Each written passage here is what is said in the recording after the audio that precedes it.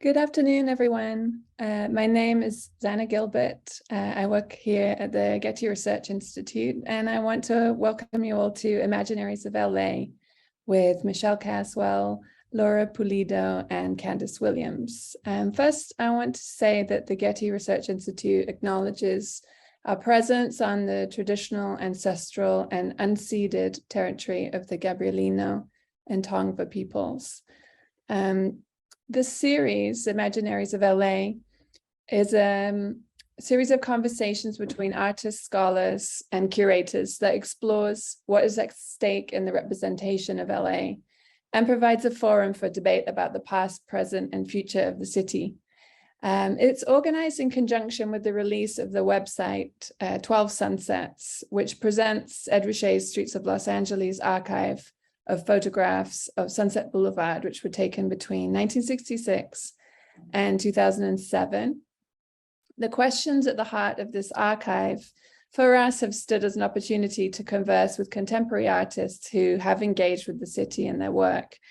At the same time, this archive also provokes questions about what it means to create a photographic archive of LA's urban landscape. Who has agency in this, and what stories have been highlighted or buried? Previous speakers in the series include Edgar Arsenault and Julian Myers-Shupinska, Guadalupe Rosales and Pilar Tompkins-Rivas, and Umar Rashid and Sandy Rodriguez. All of these conversations are available on the Getty's YouTube channel under the Imaginaries of LA playlist. I'd like to thank Isabel Wade, Megan Salavedra, Whitney Graham, and Chelsea Anderson for all their help organizing this program. And with all of that, I'd like to introduce Michelle Caswell, Laura Pulido, and Kandis Williams. Each of the speakers is going to give a short presentation relating to the topic of archives and urban memory. And then as long as we have time, we'll come back together for a Q&A at the end of the session. We invite those of you in the audience to contribute your questions in the Q&A box throughout the talk. So first of all, we'll have a presentation from Michelle Caswell. She's a professor of archival studies in the Department of Information Studies at UCLA. Her books include Urgent Archives, Enacting Liberatory Memory Work of 2021, which looks towards the radical politics of community archives to envision new liberatory theories and practices. Following Michelle, we will have Laura Pulido. She's the Collins Chair and Professor of Indigenous Race and Ethnic Studies and Geography at the University of Oregon, where she studies race, cultural memory, and environmental justice. Her books include A People's Guide to Los Angeles of 2012, a radical tour guide documenting power in LA's history and landscape. Most recently, she's been researching the connections between the denial of white supremacy in both cultural memory and climate change. And finally, we'll have Kandis Williams, a visual artist whose practice spans collage, sculpture, film, performance, writing, publishing, and curating. She explores and deconstructs critical theory around race, nationalism, authority, and eroticism. So I will pass it over to Michelle, first of all. Thanks, Michelle. Thank you. Thank you so much for that introduction. I'm going to go ahead and share my screen. It's an honor to be here today and to be on the same panel as Laura and Kandis. Today, I'm going to be talking about community archives. I am a professor of information studies at UCLA and the director of the UCLA Community Archives Lab. At the UCLA Community Archives Lab, we do research on the emotional, artistic, and political impact of community-based archives. I'm also the co-founder of a community-based archive called SADA, or the South Asian American Digital Archive, which I co-founded with Sameep Malik back in 2008, so 14 years ago. And Sameep is the executive director of this organization. SADA is an independent community-based archive that preserves the history of South Asian Americans. It's an online-only, digital-only repository. It's a post-custodial archive, meaning we don't have a physical collection other than servers that hold digital records. We borrow collections from individuals, from families, from organizations, and from archives. We digitize them, we put them online, we describe them using culturally appropriate language, and then we return them to their source community. So SADA is an example of a community-based archive, and I'll talk more about what that means in just a second. So I want to ask the question, where are Los Angeles histories? And I want to say that if you're looking for Los Angeles histories only within the archives of predominantly white institutions, dominant institutions, you're not getting a full picture at all, right? So when I ask the question, where are LA histories, with my lens on as a volunteer for the South Asian American Digital Archive, we find the histories of South Asians in Los Angeles in places like garages and attics and basements and crawl spaces. So this is a photograph of Shilpa Agarwal, who was one of the organizers of an art festival, a South Asian American art festival called Artwala, that was active in the late 1990s, early 2000s. And this is the collection of Artwala. It lives in Trader Joe's bags in her garage in Mar Vista, right? And as a volunteer for South Asian American Digital Archive, I visited her in her house. I borrowed these collections. They're digitized by my students at UCLA, and then we're returning them to her, not in Trader Joe's bags, but in Hollinger boxes, and putting the digital copies online in the SADA website, right? And this, to me, is where the histories of Los Angeles reside, right? They reside in people's homes. And if we're lucky, some of those materials get transferred to what I call an independent, minoritized, identity-based community archives, which I know is quite a mouthful. So what do I mean when I say a community-based archive? Within information studies, it's only been in the past 10 or 15 years that scholars have really paid any attention to these organizations, which have been thriving and existing for millennium. The first definition of community-based archives that we get in the information studies literature is from a UK-based team of researchers in 2009. And they say that community archives are collections of materials gathered primarily by members of a given community and over whose community members exercise some level of control. They write, the defining characteristic of community archives is the active participation of a community in documenting and making accessible their history of their particular group and or locality on their own terms. And I've really stressed this on their own terms because I think that is what is key to understanding community-based archives. So I think that's a good sort of initial working definition, but then writing a few years after this, reflecting on my work with SADA, I felt like something was missing from this definition, at least in the US context.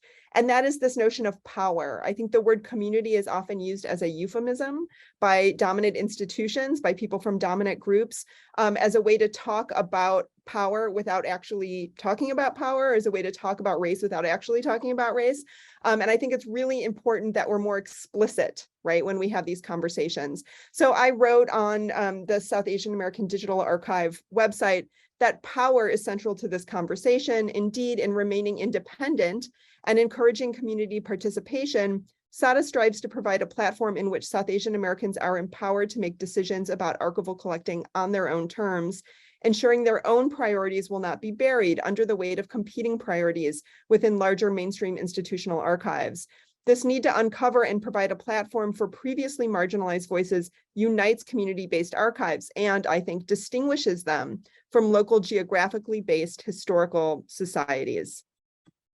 So to be more specific, when I'm talking about community archives, I really mean independent, minoritized, identity-based community archives. So I'm talking about organizations that are independent in the sense that they're not part of a university or government agency, in which the history that is held in common is that which surrounds that of a minoritized identity, which could be based on racial, ethnic, religious, sexual orientation, gender, linguistic, geographic, and other marginalized identities. So I think of them as grassroots collections in which those who have been left out, what I would call symbolically annihilated from mainstream archives, document their own histories at considerable effort, right? It takes a great deal of commitment, resources, time to create a community-based archive. Power is central to this conversation. Autonomy and authority are central to this conversation. And I want to be clear when I talk about independent, minoritized, identity-based community archives, I'm not talking about community-centered collections at universities, which are great and important in their own right, but different than an independent, autonomous organization. And I'm also not talking about historical societies for the most part, right? So a lot of historical societies, not all, but a lot of them are really rooted in white supremacist ways of thinking about history and in preserving whiteness as a way to maintain property value in a particular neighborhood or location, right? So I want to separate minoritized identity-based community archives from those kinds of organizations. Some principles and practices of these organizations: participation is key. So I think about in the 1970s, disability rights activists who used the slogan, "Nothing about us without us." That is key, I think, to understanding community archives. So in community archives, it's usually those who are represented in the records who are also doing the archival work, who are also using the collections, right? So that line between creator of records, someone who's intervening on the records as an archivist, and users of records is very blurry in the community archives world. Also ideas about shared stewardship rather than custody as a transaction. We're talking about ongoing relationships, multiplicity of perspectives, multiplicity of formats, a sense of activism or organizing. These are explicitly political collections. All collecting is political in the archives world, but many community archives are very upfront about that. A sense of reflexivity, a sense of valuing people and relationships with people over stuff, and valuing affect or emotion, right? So making decisions about what to keep and what not to keep based on their emotional value to community members. All of these principles and practices challenge dominant archival practices. And over the past 10 or 15 years within archival studies, we've seen a rewriting, a very exciting, sometimes frustrating, but exciting rewriting of archival theory to incorporate these kinds of values and principles and practices into what is essentially or has essentially been a white supremacist colonialist way of thinking about preserving the past, right? So the field itself, I think, is shifting because of the policies and practices of these organizations. I know I don't have that much more time, but I wanted to just give you a really quick view of some examples of what this looks like in Los Angeles. So this is a photograph of the outside of La Astoria Society in El Monte, just east of Los Angeles, that documents the history of Latinx farm workers in this community. This is a tiny organization operated on a very small budget that has a tremendous impact on this community. The June L. Mazur Lesbian Archives in West Hollywood is another great example that documents the history of lesbians in Los Angeles and beyond. The Skid Row History Museum and Archive, which is in downtown Los Angeles, documenting the history of the Skid Row community and is used by many activists in organizing surrounding activity against gentrification in the area. Here's a copy of a former student of mine who's one of the archivists there now. And then Social and Public Art Resource Center, or SPARC, which is Judy Baca's organization, which is creating an archive that documents the history of murals in Southern California. And then SADA. And in closing, I just want to ask, like, why does it matter? Why do these small independent organizations matter? They absolutely matter for what we're calling liberatory memory work in the archives world. They are important for representational justice, for the struggle against symbolic annihilation, in the struggle for what we call representational belonging, which is the feeling of seeing yourself adequately, accurately, complexly represented in archives. They're also really important for activating the archive for material redistribution. They're really important in the sense that they need more resources, right? We need to use them. We need to activate the records in them to get more resources for minoritized communities to do their own autonomous memory work. They're really important in the sense of activating the records in them for material reparations for communities that have been harmed. And also, I think they can be really important in guiding us to think about how do we activate records to give land back to Indigenous communities. I will end there, and I look forward to the conversation and to hearing what my other panelists, co-panelists have to say. Thank you.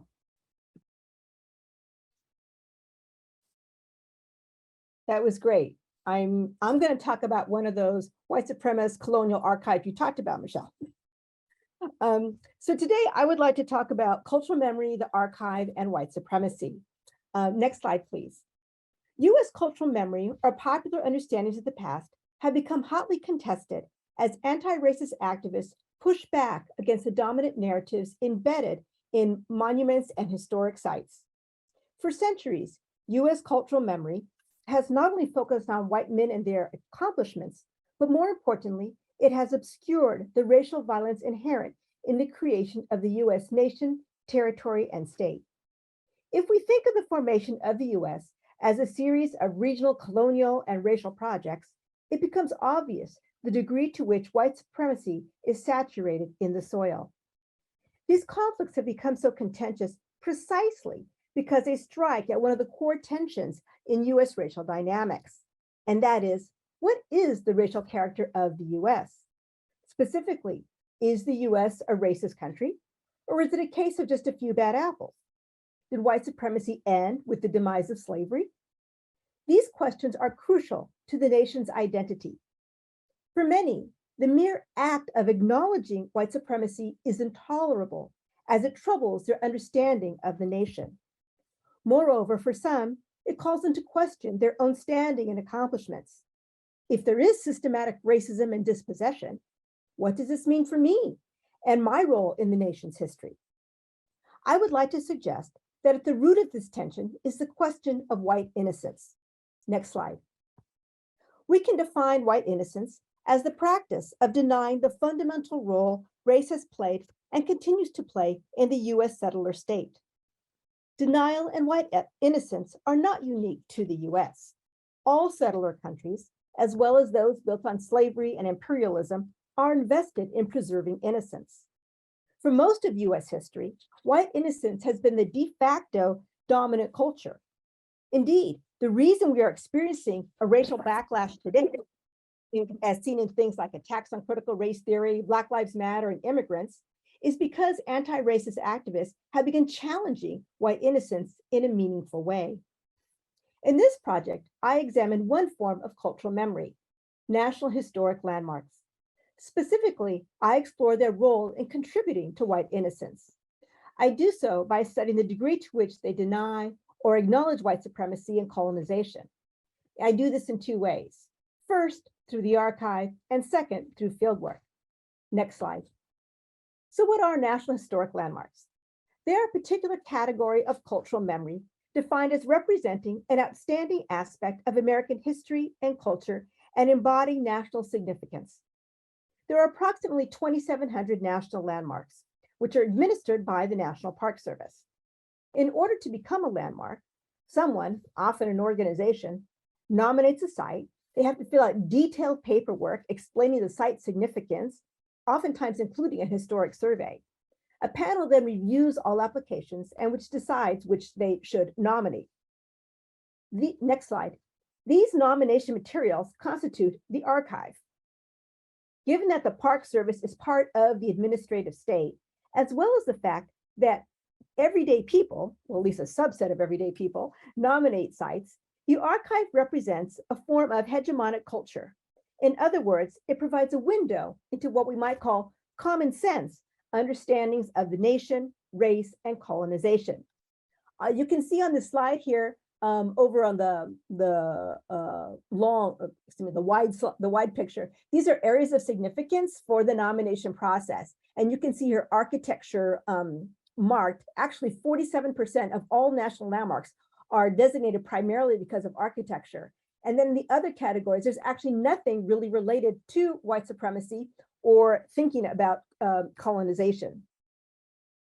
Well, the subaltern archives that Michelle just talked about are incredibly important. I also think that hegemonic archives are important because they illustrate how power is organized, produced, and deployed. In this case, they show how white supremacy is reproduced by erasure and denial. Next slide. In our analysis, we identified 4 possible forms of representation. First, there's erasure, which is complete silence about white supremacy and colonization. Second, valorization, which actually celebrates these processes. Third, there's multicultural representation, which mentions Black, Indigenous, and people of color, but does not acknowledge white supremacy and colonization. And lastly, there's acknowledgement, which actually admits that white supremacy and colonization played a role in the development of a particular historical site.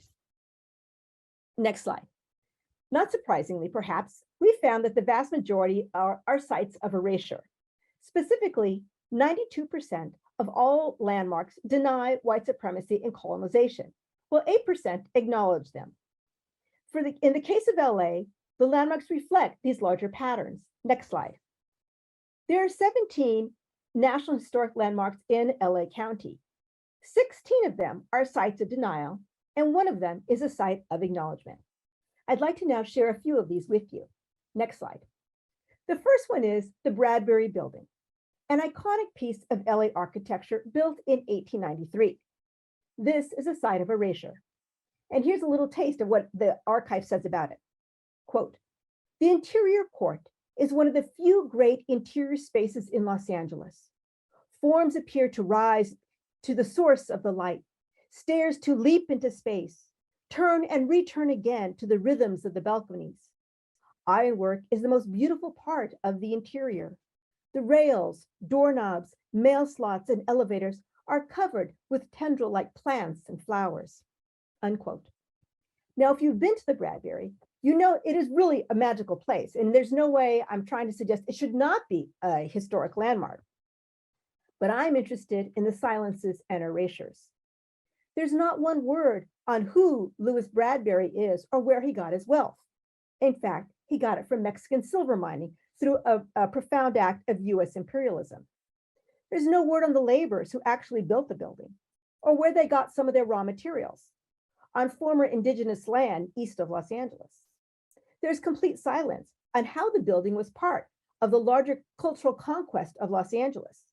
It was built less than 50 years after the Mexican-American War and was part of a cultural, political, and economic consolidation of US power in the region. Now you may think, oh, come on, this is the Bradbury Building. What do you expect it to be to talk about? But remember, the fact is 47% of all sites are nominated based on architecture. In contrast, less than 8% are explicitly about Black, Indigenous, or people of color. So clear choices are being made, not only in terms of what we choose to value, but in how that value is narrated. Next slide. The next site is Los Cerritos Ranch House in Long Beach. And I categorize this site as multicultural. It mentions people of color, but does not address white supremacy or settler colonization. Once again, the archive focuses overwhelmingly on architecture. Quote, "Erected in 1844, this ranch house is an excellent example of the application of the Monterrey colonial style to the traditional Spanish-Mexican adobe ranch house. The building was also the largest and most impressive adobe residence erected in Southern California during the Mexican period." Unquote. I also went on a tour as part of my fieldwork of Los Cerritos. And in the tour, it focused overwhelmingly on the Bixby family and their many artifacts. Next slide. The Nieto family, who was actually given the land grant, was scarcely mentioned. And this was the only reference to Native peoples to be found. After the Spanish began settling California, the Tongva were encouraged to move to nearby missions, where they learned new trades and were introduced to Christianity. This is whitewashing at its best. Not only are the indigenous and Mexican histories largely silenced, but their inclusion is done so in a way that erases all racial violence. There's no mention of the Spanish dispossession of the Tongva, sexual violence of indigenous women, the destruction of the Tongva homeland, forced labor at the rancho, an imperialist war against Mexico, and US settler colonization.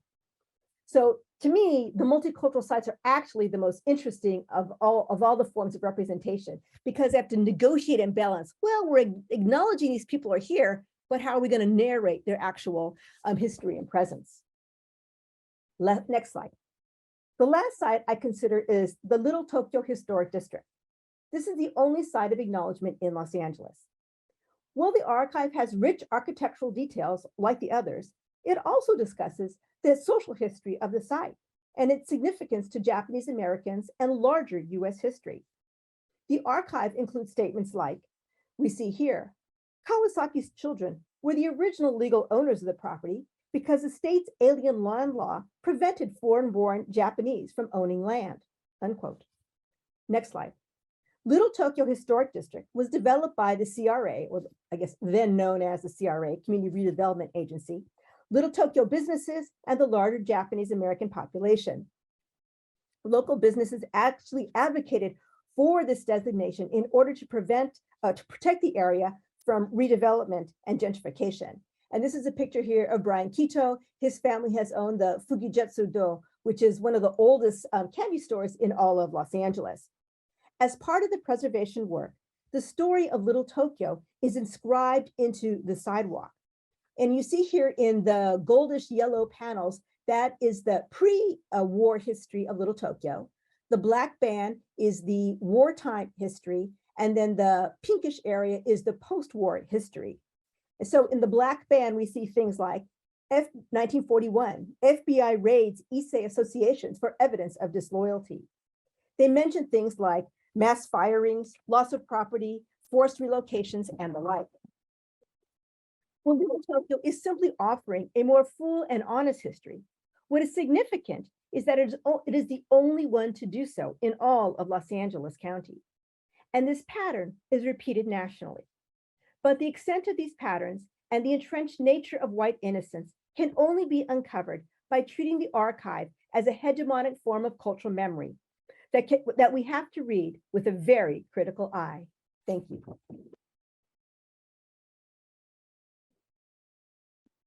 Hi, everyone.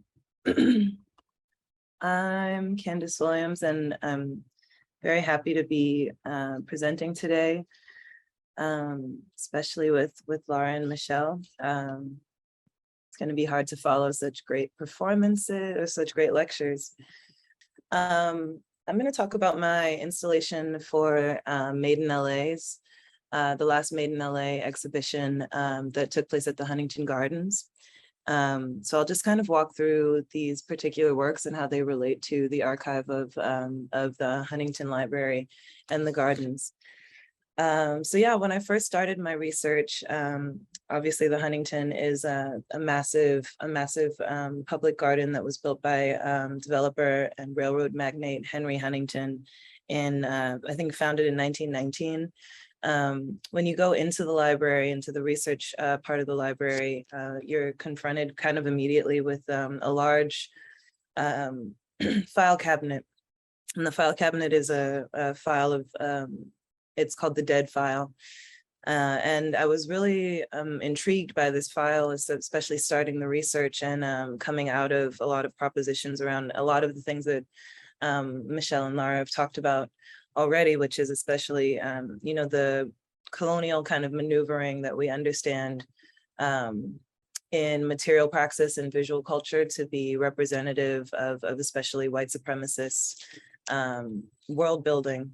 And so thinking about the Huntington as a space of both preservation, but also as a space of a kind of categorization, taxonomical research, archiving also of living plants, or something that we were sort of calling throughout the research, life and non-life. I started digging into the dead file. And this dead file, what this dead file sort of revealed were the many hundreds of thousands of plants that had been collected, sorted, and attempted to be planted in the Huntington garden, and the ones that hadn't taken, especially. So the ones that were recollected, the ones that were replanted and whose plantation wasn't successful. So I started building these collages that you see here out of various images that sort of sprung to mind from a lot of the collection of these dead cards. And yeah, here I'm kind of thinking a lot about, especially, I loved hearing Michelle and Laura's presentation so much, because this is really like the way that I'm building collages here is thinking about what a scopic regime is, and especially trying to sort of like de-objectify a gaze into its various parts, and also images that sort of spark the cultural imaginary around certain concepts or themes, and then sort of recompose them in order to get more explicitly at the the nature of the scopic regime that I'm interrogating, which in this case was especially the almost the way that the archive is structured to represent a kind of utopian collection or utopian amalgamation of various kinds of life or being or ways of being, while simultaneously, as we know, are normally built by kinds of accumulation or built through kinds of accumulation that erase indigenous life. So these are some close-up shots of some of the images, especially here I've gathered images of enslaved people working the land. So thinking about also who's gardening and who's agriculture, who gets to sort of enjoy the lives of plants versus thinking of plants also as part and parcel of forced labor and forced migration efforts of colonialization. So here we have like George Washington Carver, the hands of George Washington Carver also, who figured heavily in the research, as a lot of his materials are actually in the Huntington. And here also in the titles of all of the works, there became like a suggestion for a layered, or the necessity of sort of a layered schematic to start seeing the impact of a lot of these images as a connected kind of like figure. So here we also have in this image, sugar plantation farming that was also very important to the founding of California. This image is an image of Henry Huntington himself. It's a portrait that is actually at the Rose Garden in the Huntington. And kind of collaged into this is Goya's image of Saturn devouring his son. This again is in the title a reference to Jurassic Park and to these sort of magnates who end up building not just our sense of what the actual natural world is capable of, but also who start to inform the narrative capacity of the natural world as we relate to it. So I'm figuring kind of out how we also are being triggered, pulled, pushed by a lot of the expectations of societal political correctness that we're being served through visual acts and objects. Here thinking obviously about the mythology of Saturn, world builder, and also that of a cannibalistic, a kind of cannibalism that makes, you know, sits in tandem with Huntington as a collector. This one is also, thinking through the dead file, we we did a lot of research on the notion, or not the notion, but where the origins of botanical gardens, which sort of start in the 1700s and 1600s in Italy and proliferate throughout the 1700s through colonial power. But here we have several sculptures that are laid into a figure, several figures actually. So there's a central kind of dancing figure who's the totem that everything hangs on, and then various kind of like images from film history, from botanical gardening history, from also some of the photography of Andre Serrano, of indigenous women. So there's also some images of what I kind of think of as this mytho-poetic origin story space. So this is also thinking about how plants are kind of like given the titles or the, you know, the naming of invasive versus native, and thinking about that, those characteristics are kind of living or active characteristics that are grafted onto the plant body. This one was a work that was made at the same time, but actually shown later, and is in collection at MoMA. This is, again, thinking about the scopic regime around the atomic bomb and the protection of, again, a kind of nuclear environment or a nuclear force. And then doubling that with the iconic image of the white goddess Columbia. These are some past works that also, I think, kind of break down, again, this sort of scopic grid. This work called Transformed Relation Without Relating. This again is another stacked, layered schematic collage. And these are some of the first inquiries into plants as vessels for a lot of that human figuration. Yeah, I think I'll stop here. Yeah, that sounds good. Michelle and Laura, would you be able to come back on? And then, yeah, there we go.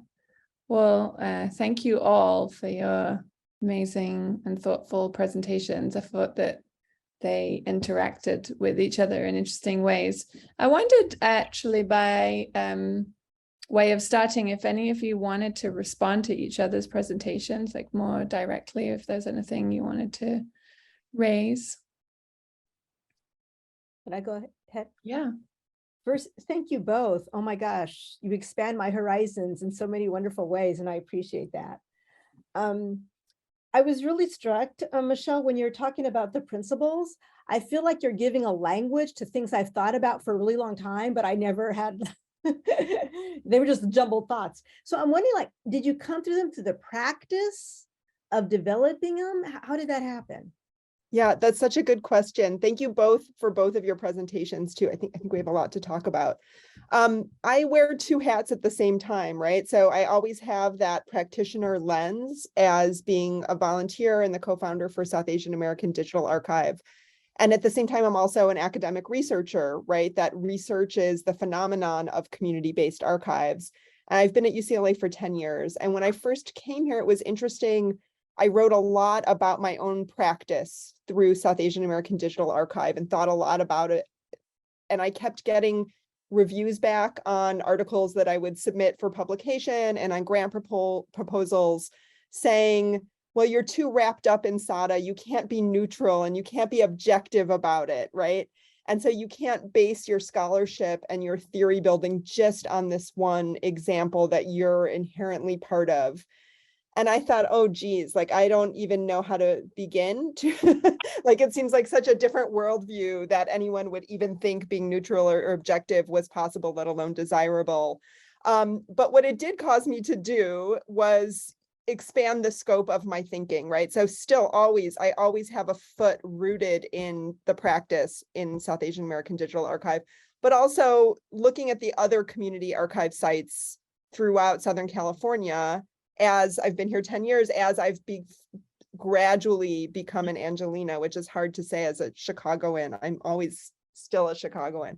But really seeing, like, what of the practices of community archives are really rooted and particular to particular communities, right? Because the whole point is that the practices that develop are autonomous and reflective of the worldview of each particular community, and which apply sort of more broadly, and thinking about ways to talk across differences without collapsing the differences, right? So I want to be careful that those principles are just kind of rough principles. They're not like laws that if you don't adhere to this and you don't check this box, you're not a community archive.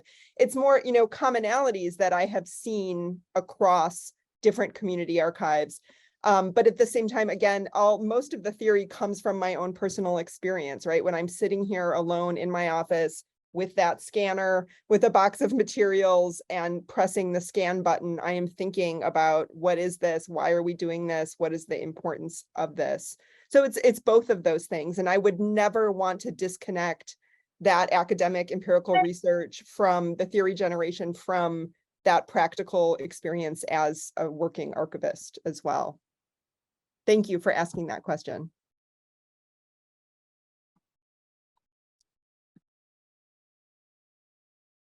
Any other comments? One of the things that arose for me hearing you all talk was sort of thinking about archival practices and what might be excessive to archival practices. And I thought it was really interesting, Michelle, that you talked about how like affect and emotions are centered in this community archive method. And it made me think about Kandis's work, in which there's this kind of like plant life and biological life and things that that exceed like what a card catalog file system can do. And so I'm really interested to think about, like, if you're considering the archive, what's left in and what's outside of it, like how to create new practices from embedding affect in the way you do things. And I think I'm interested in how, like, what strategies all of you use in your work, not to replicate these like dominant modes of research that are so like deeply intrinsically embedded in the education that is provided. And I think it relates to what Laura was saying about this idea of common sense, that things are just left out, and there's this idea that it's common sense, but it's erasure and should be recognized as erasure. So the question, I guess, is about how to embed new strategies into an archival process or practice, not replicate kind of those dominant modes. Yeah, I think it was really great hearing Michelle and Laura go, before like seeing or hearing their presentations before looking at my own work again, because I think there's a lot of ways where, the work is thinking about racial ecological hegemonies, and a lot of the, military industrial and kind of like Anglo-American empire that's really hinged on controlling and exploiting all elements of the natural world. So I was really interested in, what Laura was talking about in terms of sites of value, heritage sites, what we consider heritage sites, and how especially these utopian or kind of botanical architectural feats architectures are really establishing those sites versus the lived experience or the lives of people who are either indigenous to the space or who work close to the land or depend on the land for life. So again, thinking about, like the plant body and doubling the plant body as another technology or life form, and then doubling the human and this kind of slave labor, indentured labor, and looking at all those frameworks that adventure botanists have given us, right, to like really narrate this conquest colonial heroes' tales, and really kind of interrogating, I think, a lot of the literary. For me, I think it's about interrogating the entirety of that view. So like breaking down, I use the grid a lot and kind of a lot of layers in my work for it, but to really examine what we understand to be typical from the visual regime, what we understand to be like organic from the visual regime. Even this conversation around rubber, I felt was really interesting while making these works and making other works I've made with fake plants. But what a material is, how a material is deemed natural or unnatural, depending on the human process and processing that comes with that imbues it with value. So rubber is a natural occurring form that's actually, one of the more kind of gross slave trafficking and slave trades sprung up around the difficulty of farming rubber. So thinking again, about what kind of processes form, even in our minds, these images of life and non-life, and how that traces a lot of understanding of power and circuits of power, especially not just in the libidinal economy, but in our racial colonial like labor and land exploits. So it was really great to hear both of those presentations really talk specifically about that white supremacist kind of carving of space and therefore the natural elements around that space. Can I ask Kandis a question? So first of all, can I use the term adventure botanist? Yeah. That's great. Second, I was really taken about the plants and thinking about, like, you talked about who gets to enjoy the plants, thinking about plants and forced labor. And, I love the idea of like kind of centering a material object or a piece of life in this way. and then thinking about all the multiplicity of relationships to it. And I want to know if you could talk more about that in the different ways in which you thought about those relationships, you know, and then how you represent them. You kind of blew my mind. Thank you for the question. I think a lot of, I mean, I have to go back again, I guess, to both of your research that both of you presented. But I think a lot of thinking about those, you know, the erasures that are almost at this point banal under a lot of our genocidal, these genocidal regimes and genocidal world building. There's almost like, I think plants are an interesting both witness and a kind of victimless crime, right? Like the forced migration of many plants and their dependent ecosystems has really been naturalized. And I think it's a really, you know, it's an issue with especially thinking right now about climate change, but, you know, so many issues that within our cultural sphere, the white gaze is truly normalized that are in process and protocol, right? Like huge extraction, procedures of extraction, but they're simultaneously, I think this is where the symbol, like where it's important to interrogate not just the research model, but also the symbolism that come out of these research models and how these images are produced as, or how these naturalizations are produced as propaganda. So really kind of pinpointing instances in which like either the Black body becomes a really distorted signifier of a kind of indentured servitude or enslaved servitude, but also a signifier, right, of the elegance of certain sexual, hypersexualized reproductive parts. How those networks of desire are really like woven together. I guess I start with the research and then I think about like a kind of like zoom out, I guess, of like literary and historical and editorial images, because I think a lot of how we actually kind of are saturated in media predominantly is not archival images, right? But it's popular images. So I'm thinking a lot about how popular images end up also supplanting or erasing more nuanced research.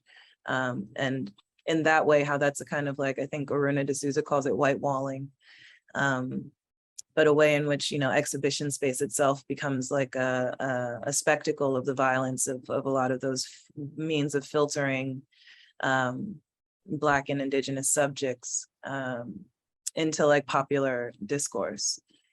And then also into like obscurity via, you know, academic kind of segregation and like, what is it called? Paywalling of academic research. And especially places that, you know, lump research and experience, like the Huntington, like it's a garden, it's a botanical garden and a library. And so there, it becomes a collecting space for the entire region. And thinking about, I think Michelle was also talking about this, but thinking about how the archive really shapes, you know, really neatly shapes and ciphers off narratives that are lost to the land, and kind of covets and then reifies a very, you know, an extractionist kind of gaze on the land. So a lot of the titles play around with Maria, Sibylla, Marianne, and different colonial reports on land before it's been settled or civilized, flora and native flora and fauna, and whether or not they're, you know, hard to manage or easy to subdue. So I think there's a lot of that kind of semiotic projection and finding echoes. And then when the echo gets loud enough, I kind of know I've hit a good alchemy of of images. Thank you. I was wondering for you all, what kind of role like technology and data plays now in these sort of modes of thinking. Laura, I know that you're a geographer and you sort of think about mapping, and Michelle, you've obviously worked with these online platforms, and then Kandis, I know that you have worked a bit with like Google Maps and mapping sites, and I wondered how you think about the sort of the problems of technology, like thinking of Safia Nobles, who I guess is your colleague, Michelle. And friend, yes. Algorithms of oppression, and how you think about those questions of technology or databases in relation to like dominant archival practices and ways of recording memory. I mean, Laura, you're actually dealing with a database, right, with the National Historic Landmarks. But perhaps Michelle, it's a question for you. Yeah, thanks for asking this. I think from my particular archival perspective, data is like the anti-archive or the anti-record. So, as archivists, we're really obsessed with context, even more so than content. We want to preserve the context of the creation of a record, right? Because that will help you interpret the record, right? So when was it made? Who made it? Why did they make it? In what organizational structure did they make it, right? And that's why metadata is so important to us, right? Because it gives us context. I love saying that actually with my Chicago accent, context, to understand what's going on in the record. And for me, data is divorcing that context from the content, so that the content is then legible across different points of data, but it makes less sense, right? It can do more damage because it loses that important context, which is absolutely necessary in order to interpret it, right? That said, like, I use digital tools as useful as they are, only in as much as they are useful, right? So in the particular context of the South Asian American Digital Archive, we're a digital archive, right? We make things accessible online. That model does not work for lots of communities, and particularly indigenous communities, right? Where it does not make any sense for things to be accessible to everybody online. Knowledge is guarded, knowledge is situated, right? And so that kind of model wouldn't work for those particular communities. And I think that's really important too, that data can do such violence, right? If you think about surveillance data, the way that data has been used to further exacerbate inequities for profit, to advance white supremacy, right? It's being used as a tool for all of the other, as you would imagine, right? The way capitalism and white supremacy works, like that data is just plugged into all of the other machinations of those systems. So I'm very wary of data as a concept, and I want to take us back to small and contextual and thinking more about how each individual thing was created and what is the story behind the creation of each individual record, because that's what's meaningful to me, rather than this disembodied, decontextualized sense of data. But I want to hear what Kandis and Laura have to say about that too. Yeah, I'm super curious, actually. I guess my question, just to piggyback on that, my question to both of you would actually be like, how do we like see your research? Like, how do we see geography? Like, what images do you look at? What images do you think like communicate the concepts of your research? Like, how do we see the community archive? How do we see and understand its erasure? Because I think those are things that, I'm thinking a lot about in my work, and how, certain images can almost sound, not even be directly of, let's say, a colonial process anymore, but how they become almost homing beacons, or, how the proliferation of various kinds of like, I'm thinking now about Hiro Starl and poor images, but especially how, images that aren't necessarily well preserved or archived end up kind of creating cultural vision, just as much as images that are, kind of reified within the archive or overproduced in markets. So I'm just wondering, like, how do you see your research? Like, what images, when you pull slides, for instance, or when you're in the world, I guess, like, where do you see your images, or where do you see your research showing up? I'll say that I've always seen myself as this really kind of, straight-laced, boring social scientist. And then working on this project just like really pushed me like, oh no, I just don't have the tools and the background to convey a lot of this. And it has pushed me more and more to think about art, and to think particularly about photography and the power both of representing, again, the hegemonic archive, but also the forms of disruption that are happening, which I didn't talk very much about, but are, I think, super important. So I'm just like this, in my old age, just beginning to discover and think about art as a different language of representing these processes or trying to get at them to evoke something. So I'm just a newbie here. Are there other places in the world though that you see them, like images, like I guess the news sources that you pulled, or images from the news that you pulled, or? Oh yeah. This is another whole project that I'm doing. I'm doing one on the right, on the far right, and that's so that's really drawing on already these kind of mediated, produced kind of images. But I think they're super important to begin to begin to have something to touch and to feel about what is this thing, that we call the far right, or what is this thing that we call white supremacy, right? And I guess that's one of my challenges. How do I show that in the landscape, in the land, in an archive? And that is one of my big challenges that I'm grappling with. And if I could say, I just want to respond to something that you said, Michelle, about how you're focusing on the context of an archive and making it real and concrete. And I think I'm trying to do just the opposite, well, somewhat the opposite, not entirely, but because I started just doing this project just in Los Angeles. And then I realized, oh no, this just isn't in LA. This is everywhere in the US. So I have gone the opposite direction, right?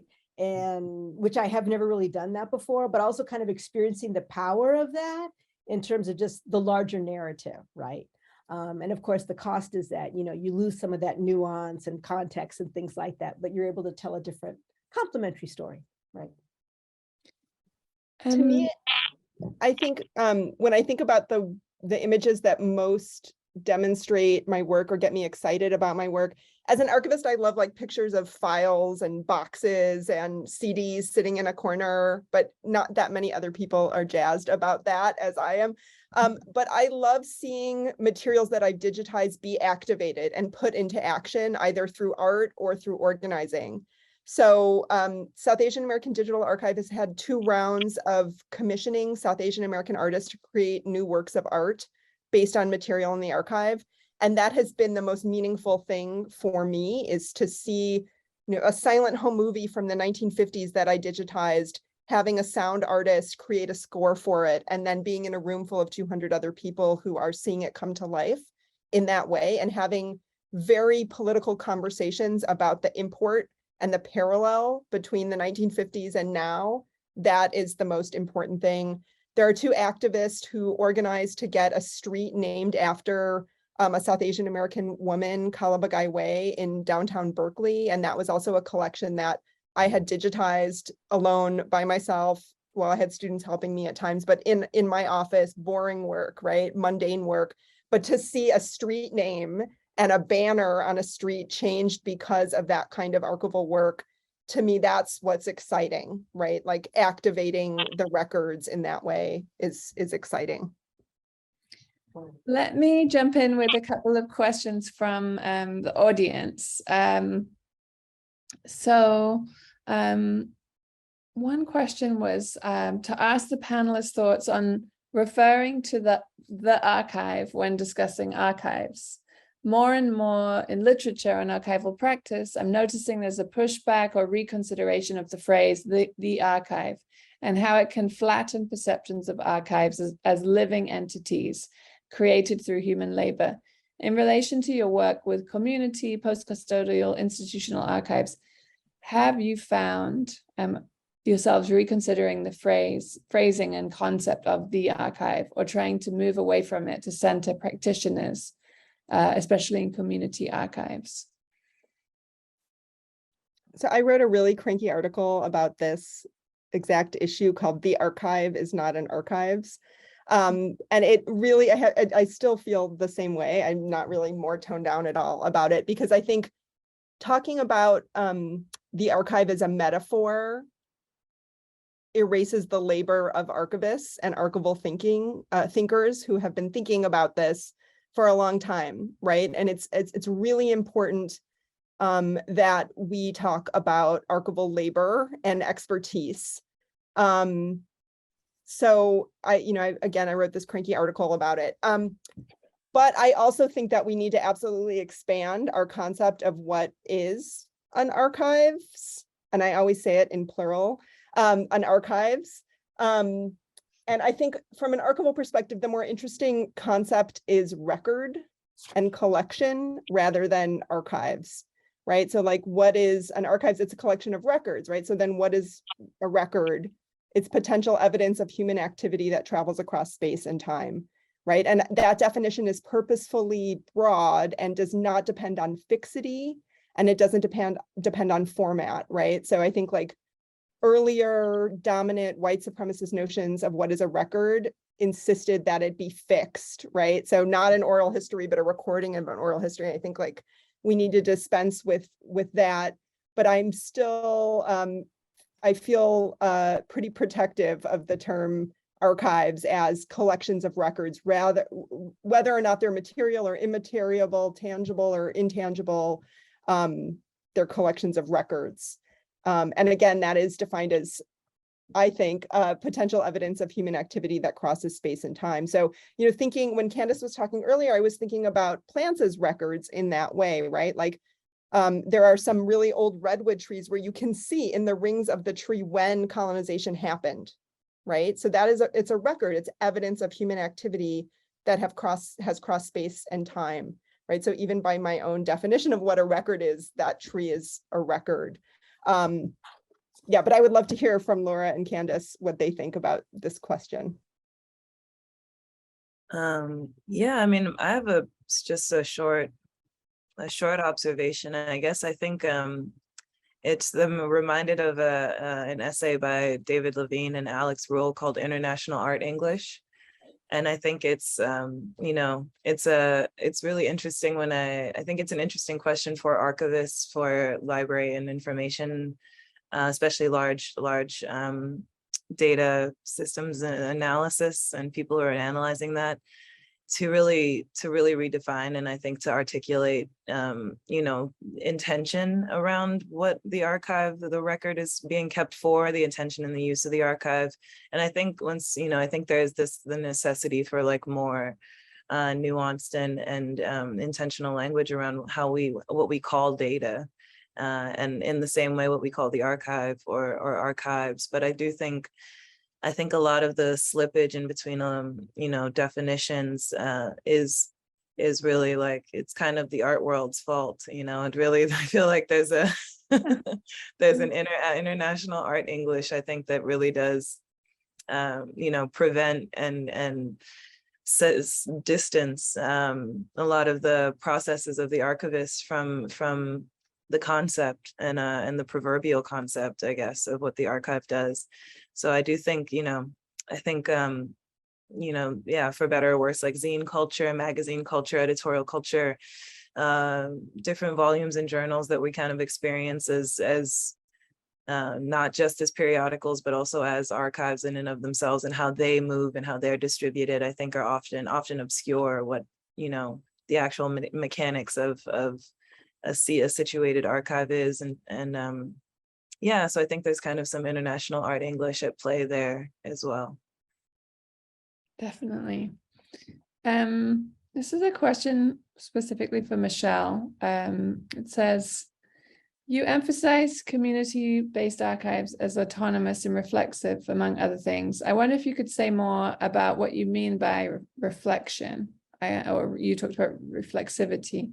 Since you also work with a university-affiliated community archive, could you elaborate on how that institutional affiliation impacts or shapes your work that might be different from your work with autonomous community archives? Sure. So I'm a little confused about the university-affiliated community archive part of the question, because SADA is not university-affiliated. I'm university-affiliated, of course. But SADA is an independent nonprofit organization that does work with lots of academics who are university affiliated. But it is an independent nonprofit organization and spends a lot of time, right, fundraising to make sure that we're sustainable, right? Because I think that financial sustainability is really important for autonomy. But that said, I work at a university, right? And I am a representative of the university for better or for worse. And I bring to this work all of the privileges and histories of extraction and colonialism that the university represents, right? And I think it's really important to reflect on that, and not just reflect on it, but to act on it, right? So I think about ways that I can direct resources to community archives, whether it's financial resources or student resources as well, right? So I teach primarily Masters of Library and Information Studies students who need practice in how to be archivists, right? Because they're going to graduate and look for jobs as archivists. So right now I have a grant from the Mellon Foundation, for example, that funds our second-year Masters of Library and Information Studies students to do paid internships at local community-based archives. And then it also pays the local community archives for their labor of supervising the students. And the students have been able to accomplish a lot this way. And it's a way of like redirecting those resources to the sites, but also acknowledging that, you know, you're supervising a student, even if it's an advanced graduate student, that's also labor as well. Last year, I worked with a colleague at University of British Columbia named Jennifer Douglas on a project called Reciprocity in Records Research. And we brought together a bunch of community archivists for 2 days over Zoom. And we asked this question, like, what is the current state of academic research on community archives? And how can we be better? What principles and practices need to be in place? We published a paper called Come Correct or Don't Come at All.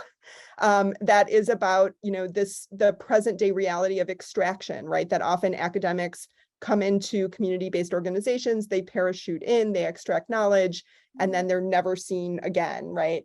And we collectively, collaboratively developed a set of principles and protocols that should be in place to prevent this from happening. So transparency, paying people for their labor, redirecting resources, sharing back any knowledge that is generated, presenting your research back to communities.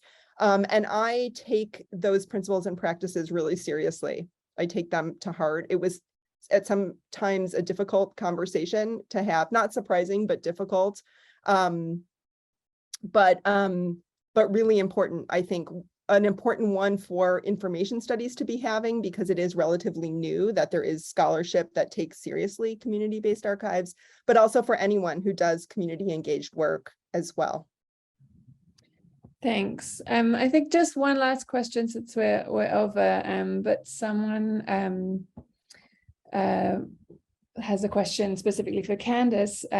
She says, they say, thank you for sharing your collages. Could you speak about the process of creating these collages from concept through the realization? Are you using digital images or analog? And what's the assemblage process? I'm kind of I guess I kind of believe in the magician a little bit. With that, I feel like I don't share too much about the actual process because it is pretty intuitive, I guess, but it does, you know, it does kind of entail, I guess, you know, yeah, doing a lot of initial reading, reading a lot of different perspectives, and then kind of starting, you know, just fan out in that research. I think I talked a little bit about it before, but really, you know, thinking about kind of like subversive versus like typical indexes, and, you know, thinking a lot about like semantics and symbolism and that kind of like semiotic echo that images can kind of possess. And then also, yeah, I kind of think through a lot of formalist compositions in terms of how images are processed or distributed. So there's often like ground layers of extremely well distributed or proliferated images, and then I think I tend to like use you know, more obscure textual references to really pinpoint or to kind of do more detail work in the larger collages. Are they digital collages or are they No, they're not digital. They're on paper, kind of old school. There are various printing methods though. Okay, thank you. Thanks to all of you for sharing your thoughts and work and research and I feel we could go on. Wish we could go on. I just, yeah, I'm really thankful for you all to being here and sharing your work with us. And thanks to everyone who made it along. So see you next time.